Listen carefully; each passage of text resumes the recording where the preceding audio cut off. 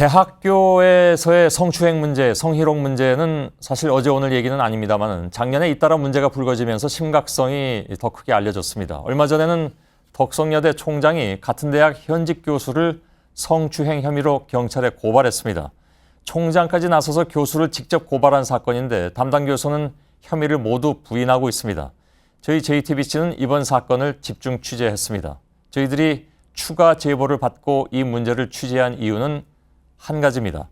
이번 사건에서도 갑과 을일 수밖에 없는 대학 교수와 제자의 관계, 또 일단은 쉬쉬하고 보는 학교 등 구조적인 문제가 해결되지 않는 한 이런 일은 비일비재하게 앞으로도 만연할 것이라는 점 때문입니다. 즉, 개인의 문제가 아닌 우리 사회의 구조적인 문제라는 것이죠. 먼저 이희정 기자의 단독 보도부터 보시겠습니다.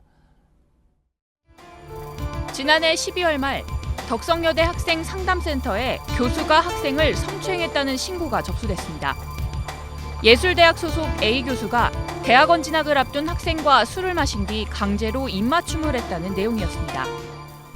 근데 그 학생이 막 일단 너무너무 울면서 얘기를 하더라고요. 근데 또 들어보니까 거의 9개월 전 일인데 그거를 혼자서 가슴 속에 묻고 있다가 뭐 되게 어렵게 얘기를 하더라고요. 피해자가 성희롱, 성추행에 해당하는 일들을 당했다라는 내용입니다.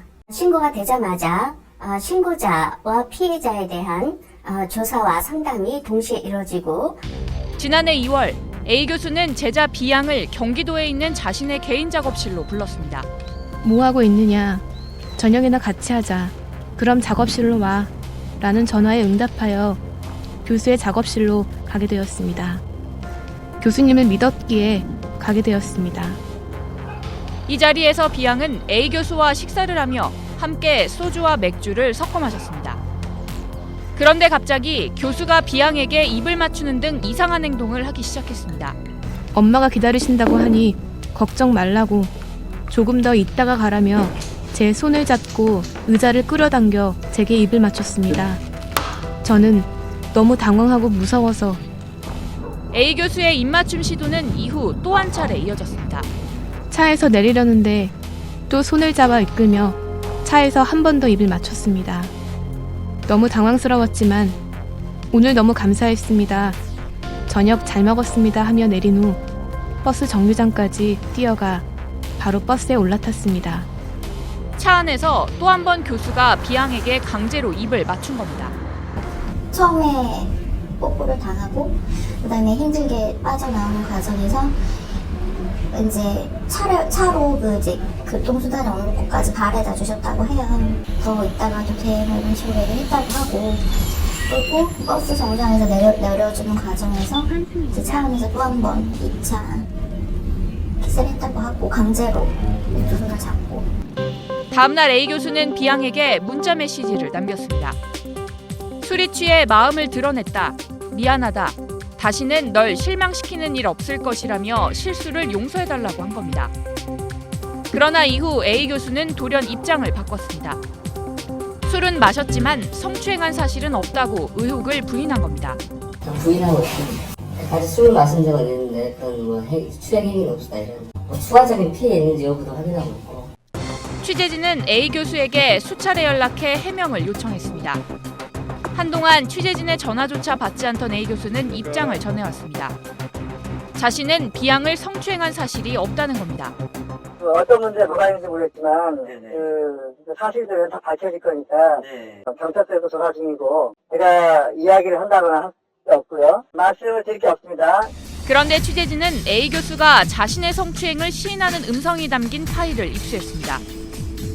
교수가 자신의 성추행 사실을 시인하는 말이 고스란히 담겼습니다. 지난해 12월 교수는 자신의 사무실에서 B양에게 성추행 사실을 언급하며 설득하기 시작합니다. 선생님이 말을 고백을 하는 게 아니야.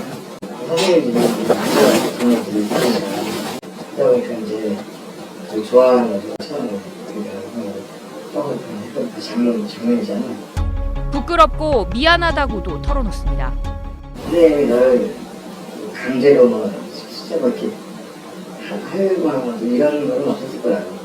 순간적으로 어떤 피해를 하고 싶었던 거지. 그런 시술한 상황이라 좀 기쁘고 미안하고.